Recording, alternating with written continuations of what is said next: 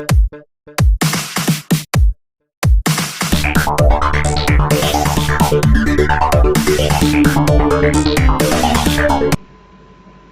Dear students, welcome to the fish frame. आज हम IIT JAM का नेक्स्ट टॉपिक जिसका नाम है ग्रीन्स थ्योरम, इसे डिस्कस करेंगे। तो आइए चलिए स्टार्ट करते हैं।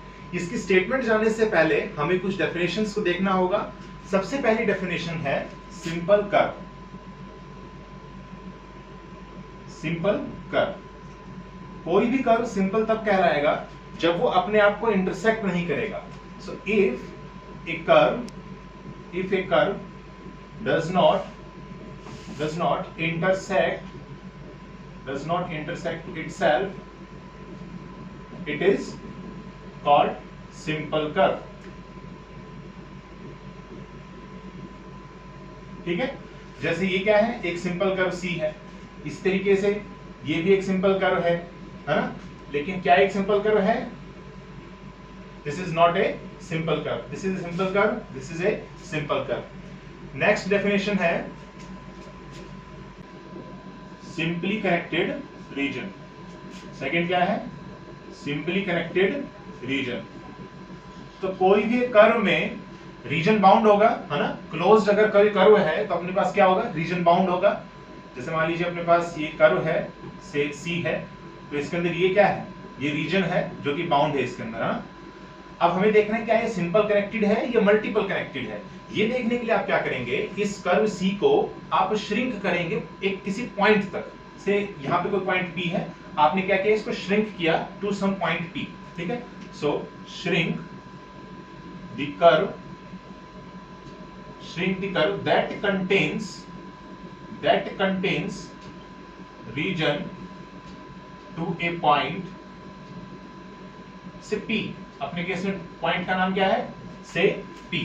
अब देखिए, इसमें कोई भी ऐसा पार्ट नहीं आएगा इस रीजन में जो आउट ऑफ रीजन है। क्या है? आउट ऑफ रीजन है, मतलब कोई ऐसा पार्ट नहीं है कि मैंने इस रीजन में से बाहर निकाल दिया हो और वो आउट ऑफ रीजन बन गया हो। ठीक है, तो आपको ऐसा कोई भी ऐसा पार्ट नहीं मिलेगा जब आप इसको पॉइंट P तक ले जाओगे जो आउट ऑफ रीजन होगा। ठीक है, तो इसका मतलब this is an example of simply connected reason.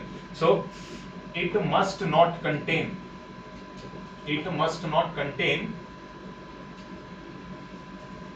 Contain out of region. उसके अंदर आउट ऑफ रीजन पार्ट नहीं आना चाहिए। अब जैसे मान लीजिए हमने इसमें से ये एक स्मॉल पार्ट इसमें से हटा दिया, ये जो रीजन है यहां से क्या कर दिया? रिमूव कर दिया। और यहां से भी हमने क्या कर दिया? ये रीजन भी यहां से रिमूव कर दिया, है ना। अब जैसे आप इसको श्रिंक करेंगे कर्व सी को, ठीक है, तो आपके पास ये क्या आ रहे हैं? दो आउट ऑफ रीजन आ रहे हैं। दो क्या आ रहे हैं? आउट ऑफ रीजन आ रहे हैं। तो क्या ये सिंपली कनेक्टेड रीजन हुआ? नहीं। अब ये क्या बन गया? Multiple connected region. Multiple connected region बन गया अपने पास। ठीक है, थर्ड डेफिनेशन देखते हैं। It is smooth curve. ठीक है, स्मूथ कर्व देखना है हमें। तो मान लीजिए कोई कर्व है जिसको हम रिप्रेजेंट कर रहे हैं, it is a function of the time t and is given as say x of t i cap plus y of t j cap. ठीक है, plus z of t k cap भी हो सकता है। मैं टू डायमेंशन कैप इस मान लीजिए बात कर रहा हूं। ये कोई कर्व है, ठीक है, और आपने पता लगाना है कि ये स्मूथ है कि नहीं है। ठीक है, तो आप क्या करेंगे? इसका डेरिवेटिव फाइंड आउट करेंगे। क्या फाइंड आउट करेंगे? इसका डेरिवेटिव। ठीक है, ये क्या आ जाएगा? इसका डेरिवेटिव आ जाएगा, है ना। ये आ जाएगा इसका डेरिवेटिव। अब यहां से ये देखिए, ये जो डेरिवेटिव आपने फाइंड आउट किया है x और y जो टाइम के फंक्शंस हैं, इनके डेरिवेटिव्स में क्या नहीं होना चाहिए? इनके डेरिवेटिव्स जो है वो एग्जिस्ट करने चाहिए, मस्ट एग्जिस्ट। ठीक है, मतलब डिफरेंशिएबल होने चाहिए। ऐसा नहीं कि डिफरेंशिएबल नहीं हो रहे हैं, नॉट एग्जिस्ट हो रहे हैं। ठीक है, must exist and not equal to zero. ऐसा भी नहीं है कि जीरो आ जाए, नॉट इक्वल टू जीरो। एक फाइनाइट वैल्यू आनी चाहिए, जीरो नहीं आना चाहिए, और मस्ट एग्जिस्ट भी करना चाहिए, तो हम कह सकते हैं। और हाँ, for all values of t, ये भी ध्यान रखना है, for all values of t। ठीक है, then we say that this is a smooth curve. ठीक है, जैसे मान लीजिए अपने पास x ऑफ t गिवन है, x ऑफ t कितना है? से t स्क्वायर गिवन है ना, और y ऑफ t अपने पास गिवन है, से t क्यूब गिवन है। ठीक है, अब हमें पता करना है कि क्या एक स्मूथ कर्व है। देन देखिए आप r डैश ऑफ t निकालिए यहां से। ठीक है, r डैश ऑफ t कितना आ जाएगा यहां से? 2t i cap plus 3t square j cap. ठीक है, अब देखिए यहां से 2t और 3t स्क्वायर, क्या ये कभी जीरो हो सकते हैं? एग्जिस्ट तो करेंगे ये, है ना, हर वैल्यूज ऑफ t के लिए, लेकिन क्या ये जीरो हो सकते हैं? हाँ जीरो हो सकते हैं। कब? जब t कितना होगा? जीरो। यानी कि t is equal to zero पर ये कर्व क्या नहीं होगा? स्मूथ नहीं होगा, बाकी सब के लिए क्या होगा? स्मूथ होगा। फोर्थ डेफिनेशन देखते हैं। Fourth definition is piecewise smooth curve. एक चीज और ध्यान देंगे इसमें, स्मूथ कर्व के केस में, स्मूथ कर्व के केस में एक चीज और ध्यान देंगे, जो हम फाइंड आउट करेंगे x डैश ऑफ t और y dash of t, they must be continuous, they must be continuous, ये भी होना चाहिए, कंटिन्यूस होना चाहिए, ठीक है। तभी मैंने कहा कि सिंगल वैल्यू जो है आनी चाहिए आपके पास, जैसे t की वैल्यू आप एक रखोगे तो आपके पास जो है x डैश और y डैश की सिंगल वैल्यू आनी चाहिए, ऐसा नहीं है कि एग्जिस्ट ही नहीं कर रही है, ठीक है, ऐसा नहीं है कि एग्जिस्ट नहीं कर रही है और ना ही जीरो आनी चाहिए। Then we say that x dash of t and y dash of t, they are continuous for all values of t, for all values of t, and we say that that curve is a smooth curve. अब piecewise का मतलब देखिए, piecewise मतलब आपने उसको तोड़ा है ना, यानी कि एक स्मूथ कर्व को आपने ब्रेक कर दिया है, किस में? Finite number of smooth curves में जो है ब्रेक होगा वो, है ना। सो piecewise स्मूथ कर्व क्या होगा? एक curve that contains finite number of smooth curves। बड़ी सिंपल डेफिनेशन है ना। आपने उसको क्या कर दिया? Finite number of smooth curves में आप उसको ब्रेक कर सकते हो, ऐसे स्मूथ कर्व्स को बोला जाता है पीस वाइज स्मूथ कर्व्स। जैसे मान लीजिए अपने पास ये है सर्कल, ठीक है, ये सर्कल है, ये कर्व फॉर्म करेगा, इसके अंदर ये रीजन होगा R, तो ये क्या है? ये एक स्मूथ कर्व है। और एक एग्जांपल ले लीजिए पीस वाइज स्मूथ कर्व का, जैसे रेक्टेंगल ले लीजिए ना, रेक्टेंगल तो ये कंप्लीटली कर्व तो C है, ठीक है, लेकिन इसको ब्रेक किया है C1 C2, इधर की डायरेक्शन लिया है मैंने, C1 C2 C3 and C4, ठीक है, तो मैंने चार पार्ट्स में इसको ब्रेक कर दिया and all are the smooth curves, ठीक है। तो क्या हो जाएगा?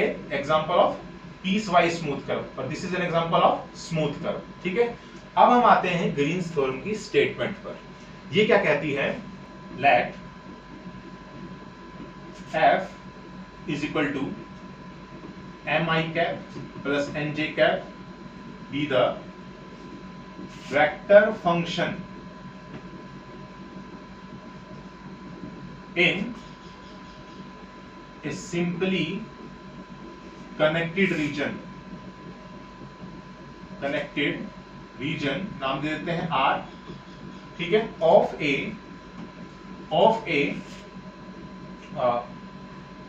piecewise smooth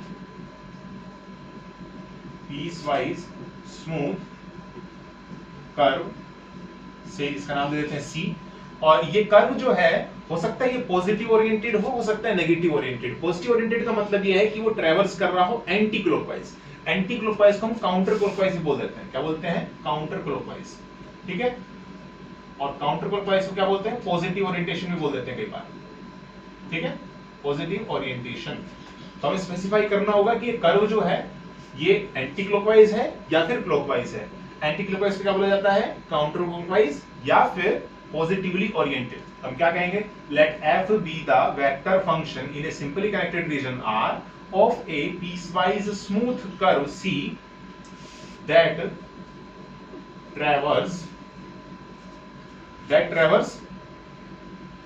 say counterclockwise and a condition होनी चाहिए। एक कंडीशन क्या है कि m and n are the continuous functions, also जो m और n के जो डेरिवेटिव्स होंगे फर्स्ट ऑर्डर के, वो भी क्या होने चाहिए? कंटिन्यूअस होने चाहिए, तभी ग्रीन्स थ्योरम की हम स्टेटमेंट जो है उसको कंप्लीट कर पाएंगे, ठीक है। Then that traverse counterclockwise and m n and their first order derivatives are continuous functions, then आप क्या कहेंगे? for any closed curve C f dot dr this must equal to कितना आ जाएगा? यहां से देखें तो एफ की value M I cap plus N J cap और डी आर है change in the position vector, that means D X I cap plus D Y J cap. आपने दोनों क्या लेना है, dot product, and this gives you M D X plus N D Y, है ना, M D X plus N D Y. ये क्या है, line integral along a closed curve, ठीक है। दिस इज इक्वल टू, अच्छा एक चीज और ध्यान रखेंगे, piece wise smooth closed curve लिखेंगे यहाँ पे, ये भी इंपॉर्टेंट है, क्लोज्ड कर्व, ठीक है। तो कंप्लीट डेफिनेशन है, let f is equal to mi cap plus nj cap be the vector function in a simply connected region R of a piecewise smooth closed curve C that traverses counterclockwise, that means anti-clockwise, and m, n and their first order partial derivatives,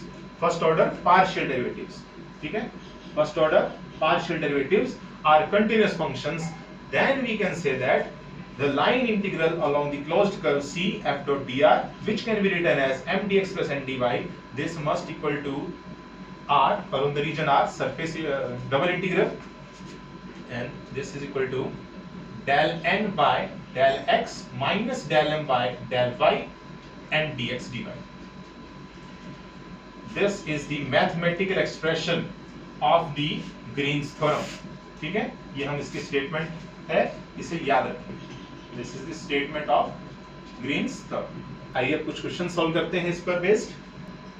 So first question says verifies Green's theorem in plane for this where this integral line integral दे रखा है हमें over closed curve C, where C is the region bounded by the two curves which are y is equal to root x and y is equal to x square. So given the curves is y is equal to root x and y is equal to x square, ठीक है, आप इसको लिख सकते हैं y square is equal to x, ठीक है। दोनों ही इक्वेशंस पैराबोलास की हैं। अगर हम फिगर देखें then the figure looks like this, देखिए y square is equal to x है, तो इसका ग्राफ कैसा आएगा, ग्राफ लुक लाइक दिस, ठीक है, this is y is equal to root x, ठीक है। और देखें y is equal to x square का graph, then this looks like this,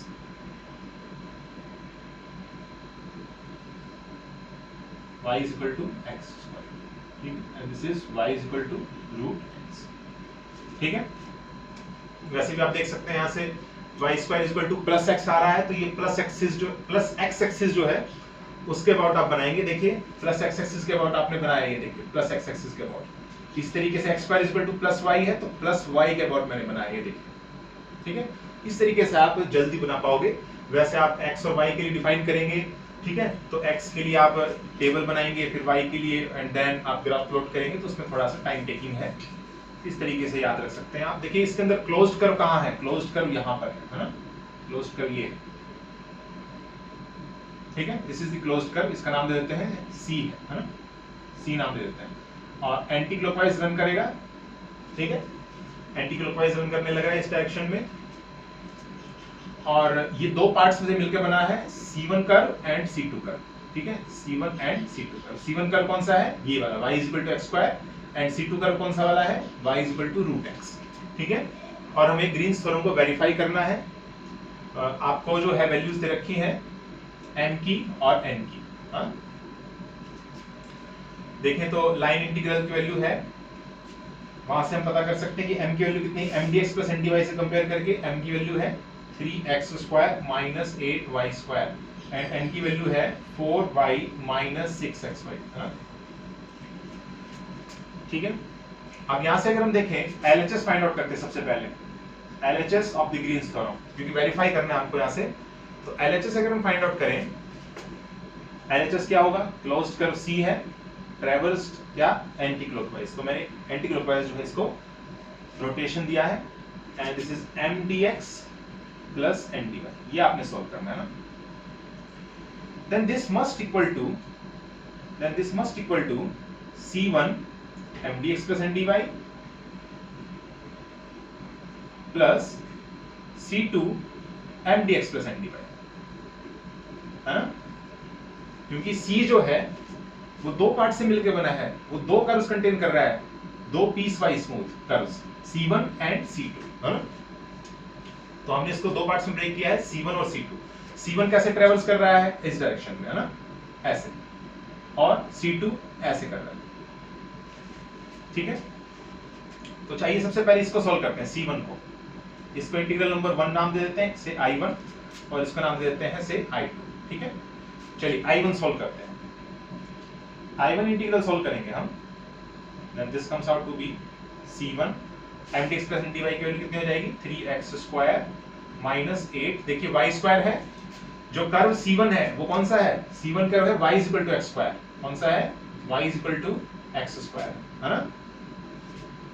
इसके लिए आप देखिए y स्क्वायर की वैल्यू कितनी आ जाएगी, y स्क्वायर की वैल्यू हो जाएगी x to the power 4 and dy is how much, dy is 2x dx। ठीक है, तो मैं क्या करूंगा, लाइन इंटीग्रल है कंप्लीटली जो है, इसको मैं x के टर्म में जो है डिनोट कर दूंगा कंप्लीटली, y की जगह x से रिप्लेस करके और dy की जगह dx से रिप्लेस करके, और फिर x की हम लिमिट पुट कर देंगे C1 कर्व के लिए। देखिए x की लिमिट क्या होगी, यहाँ पे क्या है 0 है, और यहाँ पर क्या होगा, इस पॉइंट पर जहां ये दोनों कर्व्स आपस में इंटरसेक्ट कर रहे हैं, आप वैल्यू फाइंड आउट कर सकते हैं। देखिए y is equal to x square and y is equal to root x, so x square is equal to root x, है ना। ये हो जाएगा यहाँ से, यही दो कर्व्स हैं यहाँ पे जो इंटरसेक्ट कर रहे हैं। Then x to the power 4 is equal to x, then x to the power 4 minus x is equal to 0, so that x of x cube minus 1 is equal to 0, so either x is equal to 0 or either x is equal to 1, so x is equal to 0 पर ये cut करने लग रहे हैं और x is equal to 1 पर, so this is value is 1। ये value क्या है, 1 है। ठीक है, ये हमने यहाँ से फाइंड आउट किया। ठीक है, 8 y स्क्वायर की वैल्यू कितनी है, x टू द पावर 4। ठीक है, और dx, ठीक है, and plus n dy, n की वैल्यू कितनी है 4y minus 6xy, so 4y की वैल्यू कितनी है x square minus 6xy, that means 6x cube. ठीक है, और dy की जगह क्या रखेंगे हम 2x dx, और C1 में x की लिमिट हमें देखनी है, क्योंकि x के रेस्पेक्ट में आप क्या कर रहे हैं, इसका लाइन इंटीग्रल लेने लग रहे हैं, x के रेस्पेक्ट में आप इंटीग्रेशन कर रहे हैं, तो x जो है उसकी लिमिट देखिए कहां से कहां तक है, x की लिमिट है C1 कर्व के लिए 0 से लेकर के 1 तक, सिंपली 0 से लेकर के 1 तक है। इसकी वैल्यू देखते हैं कितनी आती है। This comes out to be 3x cube by 3, limit goes from 0 to 1, minus 8x to the power 5 by 5, limit goes from 0 to 1, plus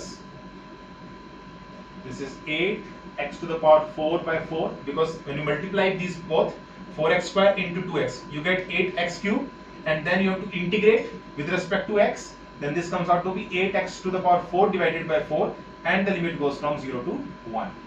ठीक है, minus 12 x to the power 5 divided by 5, and the limit goes from 0 to 1। ठीक है, solve करते हैं। This comes out to be 1 minus 8 by 5 plus 2 and minus 12 by 5। ठीक है, this comes out to be 3 minus 20 by 5, or we say that this is 15 minus 20, that means minus 5 divided by 5, so this comes out to be minus 1, this comes out to be minus 1। ठीक है, I1 जो है integral की value कितनी आ गई, -1 आ गई। I2 की value calculate करते हैं, so I2 integral is, curve is C2 and mdx which is 3x square minus 8। y square को देखिए, y को आप x के रेस्पेक्ट में जो है क्या करेंगे, रिप्लेस करेंगे, तो कर्व जो है C2 कौन सा है, y is equal to root x ना, y is equal to root x है, तो y स्क्वायर की वैल्यू कितनी आ जाएगी यहाँ से, y स्क्वायर इज x। ठीक है, और dy की वैल्यू कितनी आ जाएगी यहाँ से, dy is equal to half and this is root x and dx। ठीक है, ये आ जाएगी ना यहाँ से, dy is equal to, इसका हम डिफरेंशिएशन करेंगे, then half and root x dx। इससे हमें रिप्लेस करना है y square which is x dx and y plus this is 4 and y is root x minus 6x y which is root x and dy which is 1 by 2 root x and dx। ठीक है, याद रखना।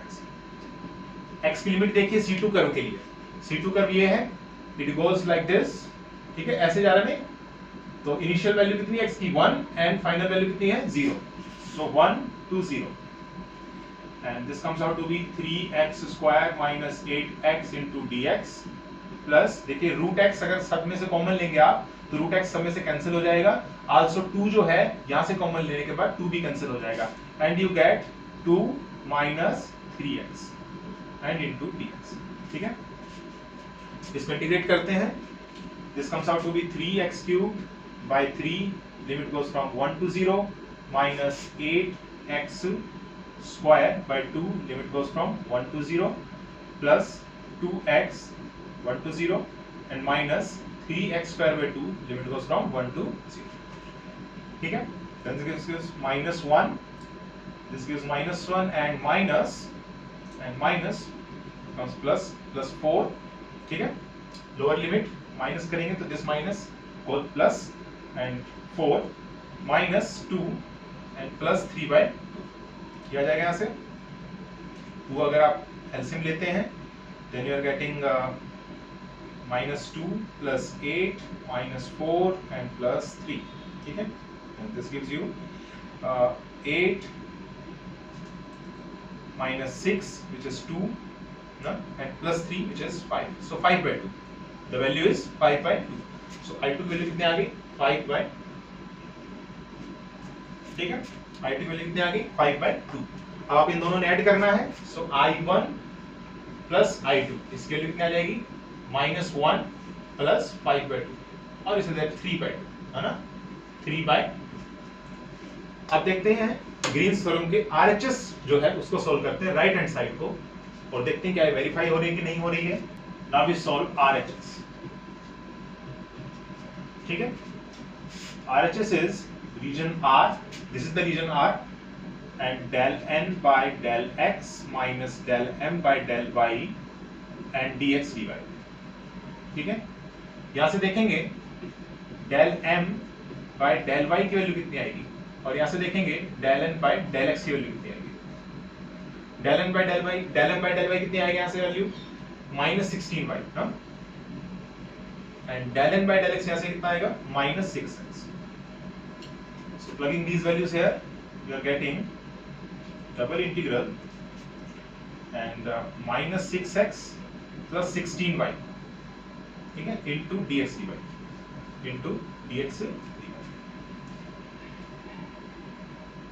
ठीक है, ये आ जाएगा यहां से।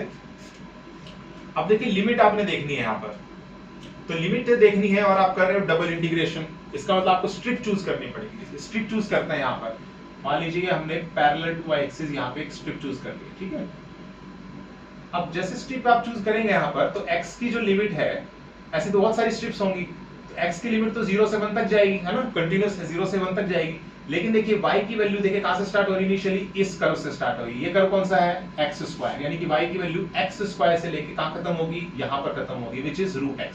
तो x की जो लिमिट है वो 0 से 1 तक होगी और y की लिमिट होगी यहां से स्टार्ट हो रहा है, यानी कि x स्क्वायर से लेकर के, और ये वाला कौन सा कर्व है √x तक। ठीक है, तो x की लिमिट है 0 से 1 और y की लिमिट है x स्क्वायर से √x, x स्क्वायर से √x। अब देखिए यहाँ पे y जो है उसका डेरिवेटिव, y जो है उसका इंटीग्रेशन करेंगे तो वो किस पे ऊपर डिपेंड करेगा, x पर। तो सबसे पहले हमें y का ही इंटीग्रेशन करना है, then we are proceeding for the x। सो इसकी वैल्यू कितनी आ जाएगी, देखिए 0 से 1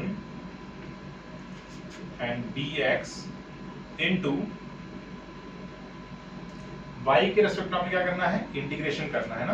कितना आ जाएगा यहाँ से -6xy, ठीक है, and plus 16y square by 2। ठीक है, ये आ जाएगा यहाँ से, and the limit goes from x square to √x। ठीक है, ये आ जाएगा, then 0 to 1 dx into upper limit put करेंगे, देखिए √x, this gives you -6x to the power 3 by 2। ठीक है, x into √x gives you x to the power 3 by 2 and plus 8 y square है, y square means x, minus lower limit put करेंगे, minus पहले ही है, so this become plus 6x और x square से multiply करेंगे, then 6x cube. ठीक है, and minus 8 y square, that means x to the power 4. ठीक है, ये मल्टीप्लीकेशन है, it not considered as x.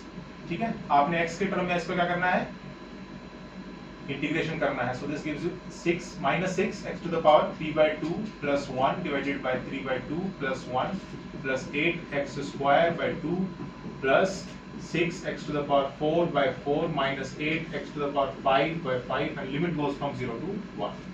ठीक है, तो 1 पुट करेंगे यहाँ से तो -6 divided by 5/2, ठीक है, प्लस में 4 प्लस में 3/2 हो जाएगा, कैंसिल हो जाएगा 2 पर, एंड -8/5. ठीक है, this gives you -12/5 plus 4 plus 3/2 -8/5. ठीक है, यहाँ से 10 एलसीएम आ रहा है, -24 प्लस 40 प्लस 15 -60. ठीक है, कितना देंगे यहाँ से, देखिए दिस इज 55 माइनस कितना देंगे यहाँ से 0 and 4 and divided by 10. So this gives you 15/10, or you say that 3/2.